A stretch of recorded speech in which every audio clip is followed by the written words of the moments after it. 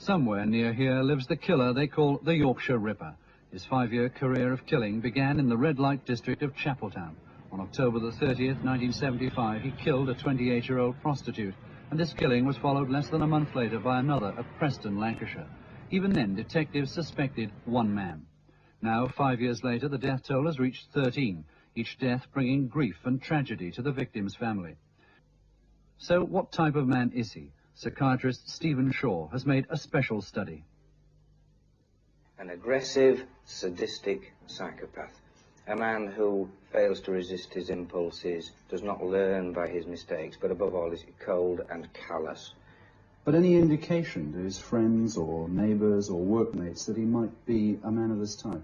When he's caught, people will say, yes, we should have known. I remember him talking this way or that. But at the present time, there will be nothing. He can behave in between the crimes perfectly normally.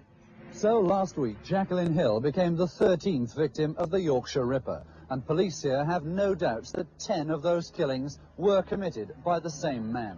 So in 5 years of looking for him, what picture have they now built up of Britain's most wanted man? It's agreed that his height is around 5 feet 8. He has a strong Wearside accent and is probably in his early 30s. Footprints show that he wears size 7 Wellington boots. His letters show a peculiar sloping style of handwriting, suggesting he's slightly brighter than average. Because police fear the macabre possibility of copycat killings, they've revealed few details as to the Ripper's exact methods. However, it is known that a ball-peen hammer similar to this one has been used in the initial attack in most of the killings. So, does this now provide someone with a vital clue as to the Ripper's possible trade or profession? Engineering oil found at the Whittaker murder scene matched the envelope of the third letter, and the death of Joan Harrison also gave new information. It was teeth marks left on her body that gave police the valuable information that the killer had a gap between 2 of his upper teeth. And from the same murder scene, information about his blood type. It's Group B, which is only possessed by 6% of the population of Britain. It's been said that they know so much about the Yorkshire Ripper, but the only thing they don't now know is his real name. March 1978, they received 3 letters and a tape recording from a man with a Sunderland or Newcastle accent claiming to be the Ripper. I'm Jack. I see you are still having no luck catching me. I have the greatest respect for you, George, but Lord, you are no nearer catching me now than 4 years ago when I started.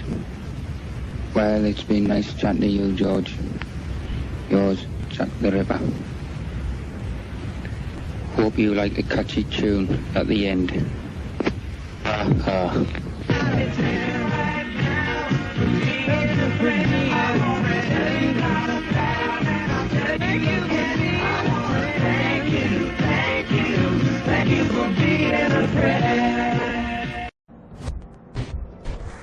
There's something about the injuries that worries forensic pathologist Professor Mike Green. The overriding feature was a single blow or 2 blows to the back of the head round about here. These were stab wounds.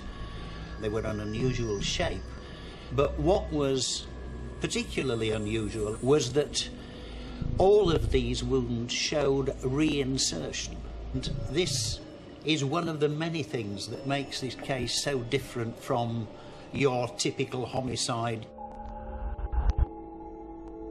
I certainly have never seen another case like it, and I don't think many people will have. This was not frenzied, this was methodical.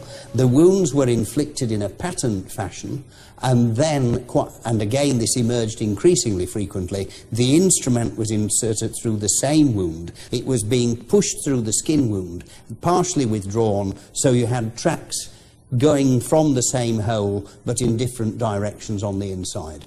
There was method all the way through this, concentration, thought, and care.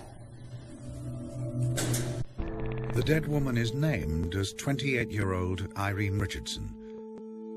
Marks in the mud around the body reveal another disturbing twist to the murder. Whoever had done it put himself in the position of the first person coming round the corner, and almost like a film or television producer, you could imagine him framing his shot and saying, no, that's not quite right, let's go and spread the legs a little bit more. And you could see the drag marks on the ground where the body had been rearranged at least twice, possibly 3 times, for maximum effect. It wasn't just arrangement of the body, there was arrangement of the possessions. The boots had been neatly arranged across the legs. The contents of the handbag had been neatly arranged to one side. I was Deputy Chairman of the West Yorkshire Police Committee. And your name is Ron Warren? My name is Ron Warren, that's right. And you live in At that time, County Councillor Ron Warren, and I've lived in Bradford most of my life. So, you were a member of the police authority, then you were Deputy Chairman. Yeah. And during the Ripper investigation, you held that position all through that time? I was on the police authority all through the time of the Ripper investigation, yes. I was Deputy Chairman just before, for about 18 months before he was caught. Right. Can you tell me, did you discuss the fact that there were 2 killers involved with any of the senior police, and can you tell us how that came about? Well, it's difficult to remember at this late stage when we first found out that there were 2, but it was fairly obvious from the forensic evidence that of the murders that had taken place, there were 2, because there were 2 different blood groups involved. Right, and did George Oldfield tell you anything about that? Well, George Oldfield knew about it, as did most of the others. Whether I discussed that particularly with George, I don't know. I do remember that at one lunch, I was sitting next to George, he thought he knew everything about the Ripper except his name. But from his description, he was on the wrong one at the time. But you're quite clear that the police were aware that there was 2 men involved in the crimes. Oh, all the police were aware. I think if you quoted a speech of mine, the upper echelons of the police knew about it. Yeah, they knew there was 2 men involved. Oh. Over 5 years, the police interviewed him 9 times.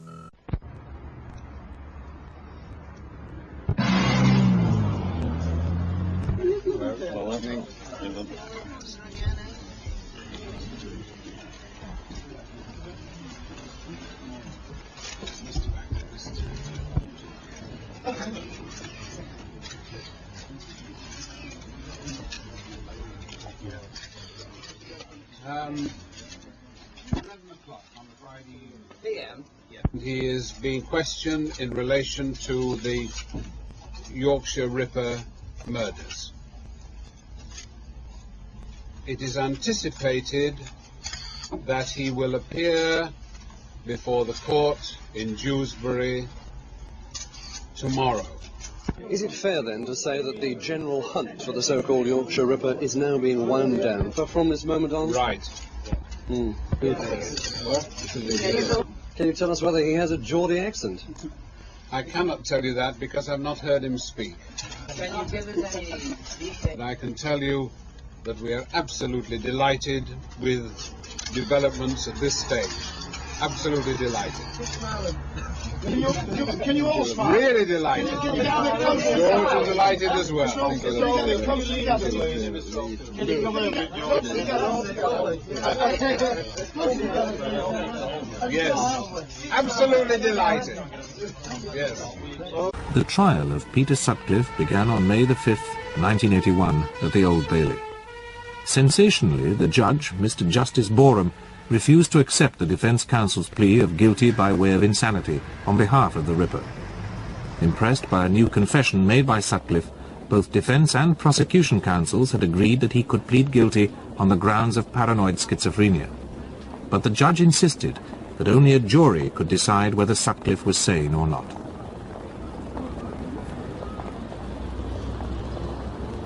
You're saying that Sutcliffe's murders were the copycat murders. That's right. Of the Irish Ripper murders. Yeah. Right. There was 2 men's murders mixed up. The police admitted that, there was a copycat Ripper at large. They knew that after Sutcliffe's second victim was discovered. Right.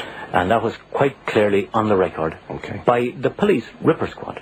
And what I'm saying to you, Jerry, and to the people listening to me now who had to suffer the trauma and all the fear of this, was that ultimately when the police couldn't get their hands on the real Ripper, who had also sent them the letters and the tape recording, they settled to close the slate, wipe everything off, by offering this disturbed man, Peter Sutcliffe, 10 years in a luxury mental home if he would plead guilty to everything, and he was guaranteed that he wouldn't have to stand trial and that he might get out of the mental home in 10 years, and he had a choice of either doing that or going to jail for life in the harsh regime in jail in Parkhurst, Isle of Wight, where he would be have a terribly hard regime.